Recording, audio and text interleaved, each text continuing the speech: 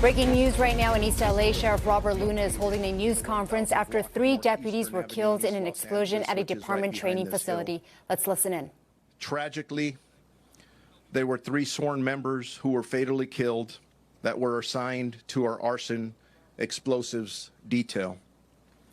No other department members were injured or transported to any hospitals.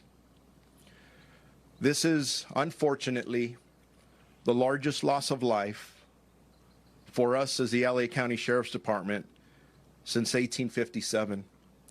Between all 3 sworn members, they had served our community proudly for 74 years, and that's amongst all 3 of them collectively.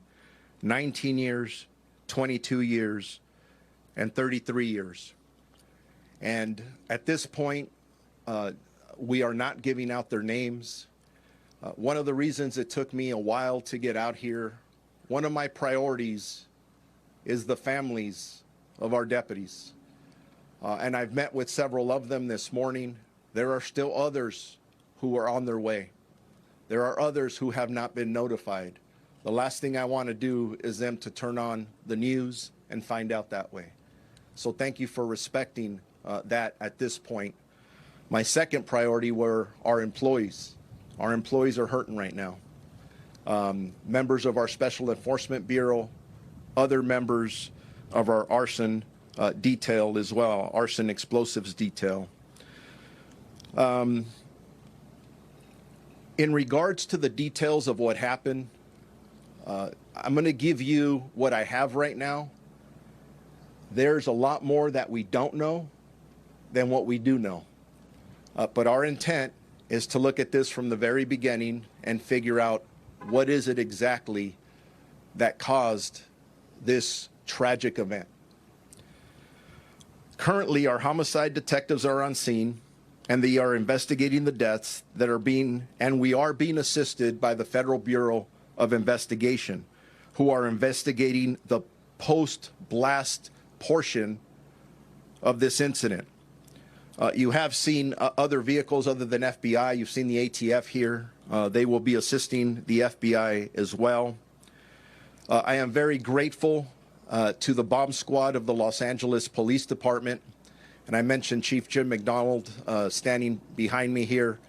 They immediately came out to assist after this explosion occurred to render the devices safe.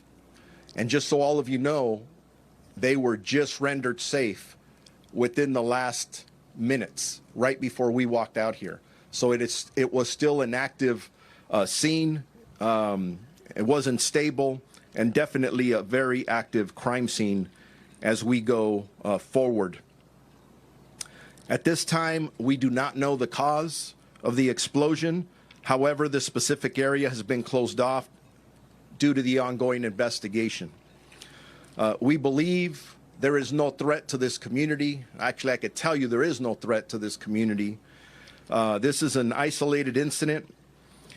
And again, no threats. We have road closures, Eastern Boulevard between Blatchard Street and Lotta Drive.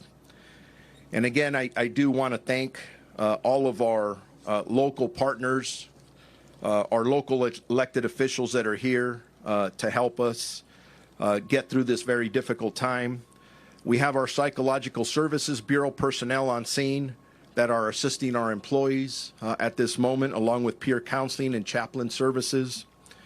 And as I said earlier, I have met with 2 of the 3 families thus far. And as you can imagine, those were extremely challenging conversations. So anyways, ready for questions.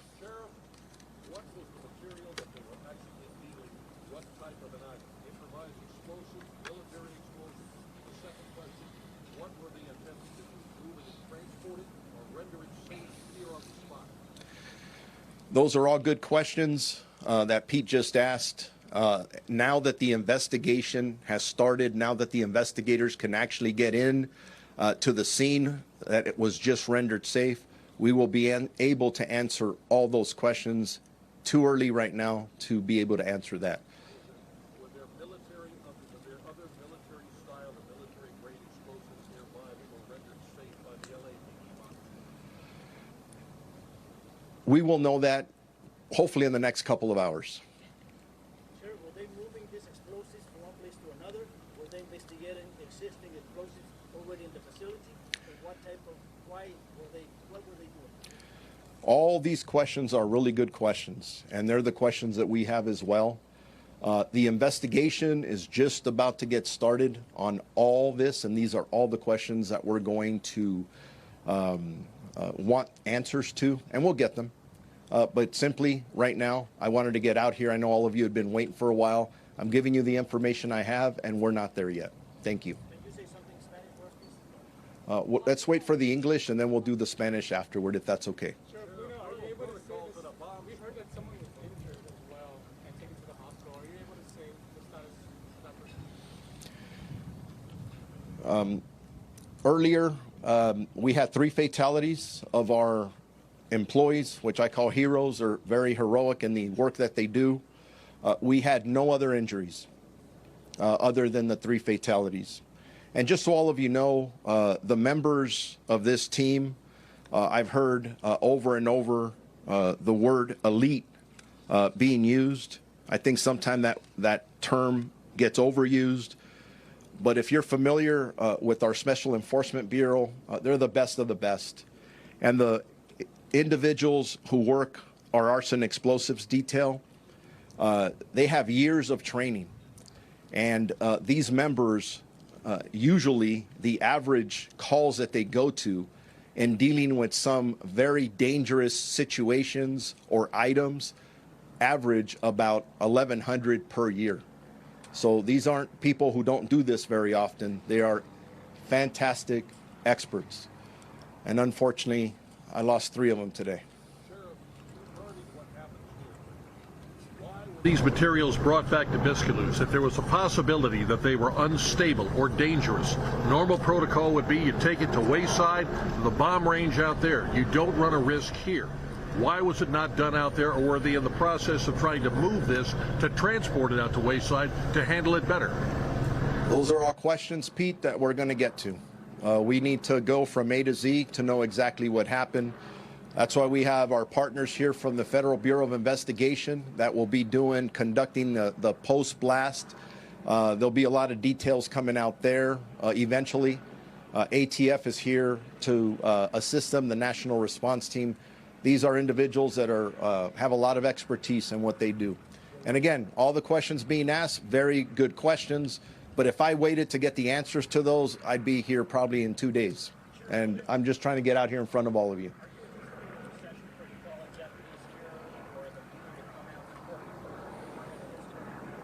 The question is, are we anticipating a procession for our 3 heroic deputies who passed away? And the answer to that is yes. There will be a procession. I don't have any specific information on that, but it'll happen the next several hours. Sheriff, we understand that you're still gathering information, but perhaps because of the nature of what we're dealing with, these logs or camps, whatever, let me tell us a little bit about the vehicle that was driving, or anything at all that you did, any kind of preliminary indication, because as you have said, you guys know what they're doing. When they're in front of you, this seems to be something completely out of order. Is there anything? I don't have the answers to those questions yet. And again, getting out here, trying to be out here at this time to inform all of you, our community, to know what we know at this time was very important. Again, all of you are amazing. You're asking very important questions, and we're going to get the answers, I think, to, if not everything, to most of them. But we just simply don't have that information at this time.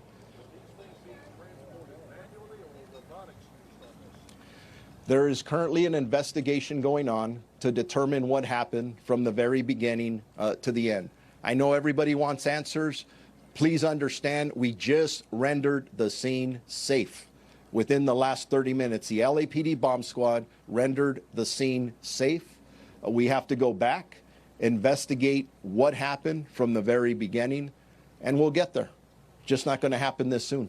I would be very irresponsible to try and answer a lot of these questions without the information that I need to positively give you facts, and I don't have the facts at this point. Sheriff, we understand that you're telling us everything you can tell us, and we understand we gotta wait. By when, roughly, you think you can have another press conference to tell us more information? We'll, through our Sheriff's Information Bureau, we'll put something out in the next couple of hours of when we would have more information. But I'm going to tell you right now, based on my experience, when we're conducting these type of investigations, it doesn't take hours to get some of this information. It takes days and weeks. We do not rush this investigation. We want to make sure that we're extremely thorough. Ladies and gentlemen, we lost 3 lives, and we want to make sure we know what happened. We don't want to repeat for this. And again, all the questions that are being asked are very legitimate. There are other law enforcement agencies who have bomb techs, not only around the country, around the world, that want to know what happened here. So we want to make sure that no one else, we don't repeat this, right? So thorough investigation will be done by multiple agencies, and we'll get back to you about it. It sounds like everything is repeat questions about the incident.